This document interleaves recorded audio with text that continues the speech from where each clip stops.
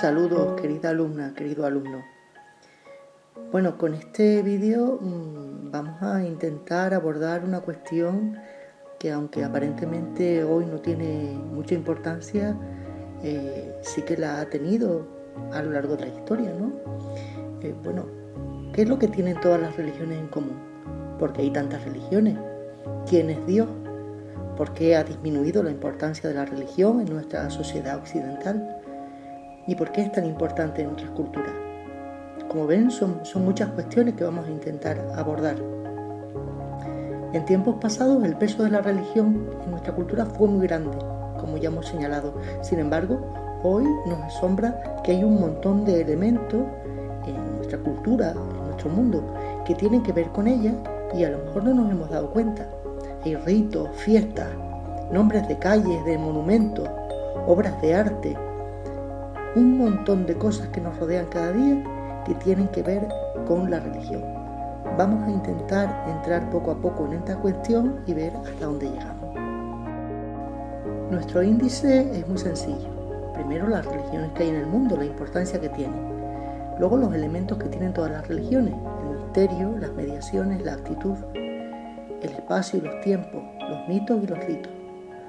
Luego nos centraremos en las religiones politeístas, sobre todo el hinduismo y el budismo. Y por último, las religiones monoteístas, el judaísmo, el cristianismo y el islam. En este mapa estamos viendo la influencia que tienen las distintas religiones en las diferentes partes del mundo. Pero vamos a fijarnos en ese post-it que tenemos en la esquina superior. Vemos como el 31% de las personas que habitan el planeta son cristianas. Luego vemos como el 23% de esas personas son de la religión islámica. Y vemos que solo un 16% no tienen afiliación religiosa. O sea que, aunque tenemos la sensación de pensar que hay más personas en el mundo que no tienen ninguna religión frente a las que sí la tienen, es todo lo contrario. La inmensa mayoría de las personas que habitan este planeta profesan alguna religión. Yo creo que esto nos debe hacer pensar. Los elementos de la religión: el misterio, lo sagrado, las mediaciones y la actitud religiosa. En toda religión hay un elemento que denominamos lo sagrado, el misterio. Algunos lo llaman Dios, otros Alá. En las religiones politeístas pues llevan muchos nombres: Shiva, Vishnu, incluso algunos lo nombran como Buda. Bueno, es lo totalmente otro, es lo que está fuera de nuestra esfera, es aquello que es totalmente inaccesible. Luego hay otro elemento propio que denominamos lo sagrado.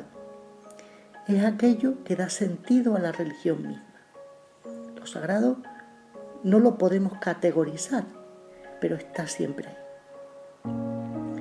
Luego está la actitud de la persona creyente, porque para que haya religión no solo es necesario que haya una divinidad, sino que también haya una persona creyente.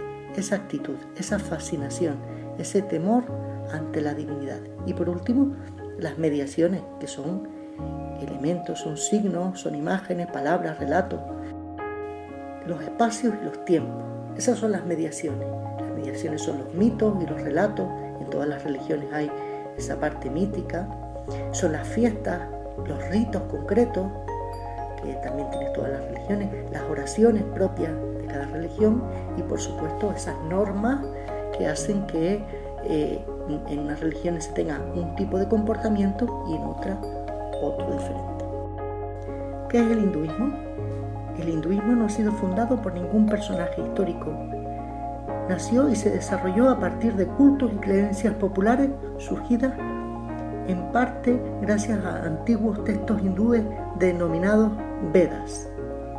Los pueblos que vivían a orillas del Ganges entre los años 3000 y 1500 antes de nuestra era fueron colonizados por pueblos del norte que venían de la estepa rusa o de Europa central, de piel mucho más clara. Ese choque entre los pueblos que vivían ahí a orillas del Indo con los que vinieron del norte provocó y produjo lo que conocemos el hinduismo. La creencia de que los malos actos son castigados y los buenos son recompensados está en el origen de la idea de la transmigración del alma, también llamada la reencarnación. ¿Cuántos dioses hay en el hinduismo? Bueno, hay quien dice que tienen 33.000. Es una religión llena de elementos sagrados, árboles, ríos, montañas, animales. Todo nos habla de lo divino, aunque entre tantos dioses hay 3 que son especialmente importantes: Brahma, Shiva y Vishnu. Siddhartha Gautama, más tarde llamado Buda, nació en una aldea entre India y Nepal hacia el año 556 a.C., en una familia noble. Creció en medio de todo tipo de lujo y comodidades. Fue educado en las artes, la ciencia y el ejercicio físico, y se casó con una joven de su propio ambiente con la que tuvo un hijo. Sin embargo, ese tipo de vida no le satisfacía y decidió buscar otros caminos. Antes de abandonar su casa, en 3 viajes que hizo por la ciudad, descubrió la tragedia de la vida que antes se le ocultaba. Con esta visión se percató de que los placeres y las atracciones de la vida están vacíos y no llenan la vida de la persona. Abandonó su casa y se fue en busca del auténtico conocimiento. A los 29 años se lanzó errante por los caminos para vivir como una asceta, siguiendo las enseñanzas de los maestros hindúes. Después de casi 7 años de esfuerzo, se da cuenta de que lo que necesita no es un refugio contra el sufrimiento, sino la eliminación del sufrimiento. Y así es como se produce el momento de la iluminación. La elección del pueblo judío por Dios comenzó cuando su antepasado Abraham emigró desde Ur, en Caldea, en Aram, luego a Canaán. Dios le prometió una gran descendencia: haré de ti un gran pueblo y te bendeciré. Varios siglos más tarde, cuando este pueblo es liberado de la esclavitud de Egipto, Dios renueva la alianza con el pueblo. Ustedes serán mi pueblo y yo seré vuestro Dios. Dios prometió a Abraham no solo hacer de él y de sus descendientes una gran nación, sino darles también un país, una tierra. Este país estuvo siempre presente en el pensamiento del pueblo judío, sobre todo en los tiempos de persecución. Los deseos de los judíos se volvían siempre hacia la ciudad santa, hacia Jerusalén. Si el judaísmo se caracteriza por adorar a un solo Dios y por estar asentado en una tierra concreta, Israel, Palestina, también es el pueblo que tiene una sola ley. ¿Cuál es esta ley? La ley, ellos entienden que los 5 primeros libros de la Biblia. Ahí se sintetiza toda la ley que Dios le ha dado a este pueblo, lo que ellos llaman el Pentateuco. Jesús es el enviado por Dios para proclamar que el reino de Dios está cerca. Este reino ha llegado con Él mismo y se hace presente en todas las personas de buena voluntad que viven desde el amor, la justicia y la verdad. Jesús dedica parte de su predicación a hablar de este reino, en parábolas y discursos, con sus obras y con sus palabras, que de alguna manera ya está presente. Jesús muere crucificado y tras él surge una pequeña comunidad liderada por los 12 apóstoles, por los 12 hombres que él eligió y que hoy constituye o que constituyó en ese momento el germen de lo que hoy llamamos la Iglesia. El Islam en realidad no se presenta como una nueva religión, sino que pretende restablecer la primera revelación hecha por Dios a Abraham, Moisés, David, María y Jesús. El Islam profesa un monoteísmo absoluto, no hay más que un Dios, dueño y Señor del universo.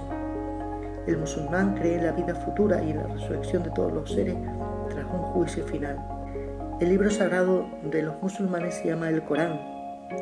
Corán significa en árabe recitación. Es la palabra de Alá recogida por Mahoma, su profeta, que la transmitió a sus compañeros. Como ya hemos señalado, el Islam es obra de un hombre, Mahoma, que nació hacia el año 570 después de Cristo en la Meca, ciudad de Arabia. Mahoma acostumbraba a retirarse a una gruta para meditar sobre el mundo y sobre la vida. Una noche del mes de Ramadán del año 611 después de Cristo, recibió la visita del ángel Gabriel, que le comunicó la misión de ser profeta.